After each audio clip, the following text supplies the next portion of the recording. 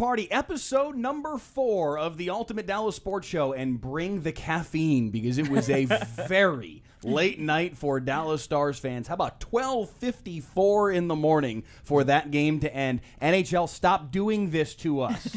Stop it with the 8:50 start times, please. We're dying. I was going to say, at least for the Central Time Zone. We're tired of getting lumped in with Colorado and everything. This is not flyover country. These games are matter, and they can't happen at 1 a.m. local time. Especially when an NHL game, like the NBA, okay, you're going to do 5-minute overtimes, whatever. Like, you're making them play full-on periods until someone scores with intermissions in between. If, like in this instance, no one scores in the first overtime. I mean, it's bordering on criminal. The way my schedule used to be, I wouldn't care about it.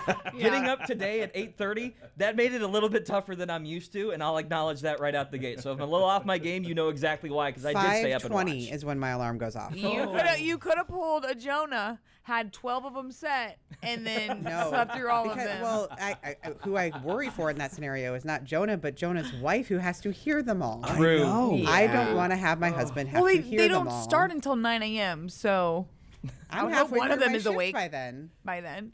Stars get a 4-3 overtime win thanks to Wyatt Johnston. And the comments, I put it out a little bit ago, who actually made it to the finish, and how are you feeling today? Wyatt Hughes Putman says on Facebook, no lunch today, just a nap. That's the right way to approach. I'm going to point it out. This is a Wyatt Johnston Stan account now. Are you accepting questions today? Why would I accept questions today when I didn't the other day? You just had them out. That's right. You just ask questions. There you go. Wyatt Johnston plays hero, but Radek Faksa also the hero of the moment. The overtime power play loses his stick. The Stars are playing 5 on basically 3.5, and Faksa figures out a way to block a couple of shots and come up huge in that moment, endearing himself to the fan base. And I mean, you got to have a moment like that. You got to have a few moments like that on a Stanley Cup final type run. The Stars had the first link in the chain last night. My follow-up question, though, is I stayed up, you stayed up. Yes. Michelle, did you or no? It's okay. We're not judging. I'm just being called out. No, I'm curious. Well, but hold on, Kelly, because Kelly, to her point, she had to wake up at 5:20. You said you went to sleep at 4, right? Okay, hold on. I went to sleep before the game even started because I knew if I started it, I would not be able to finish it. Exactly. That's the way to approach it. So did you watch the highlights this morning, Kelly, or were you I did. Okay. I did. All right. It was my entire timeline waking up. I did start the game. I don't know what this says about me and my Stars fandom, but I was able to start the game and fall asleep with it still going on. It's okay. No, I mean, that happens. That happens, especially with people on the morning show. I used to work the morning shift at one point. I missed Game 6 of the NBA Finals, Spurs Heat in 2013.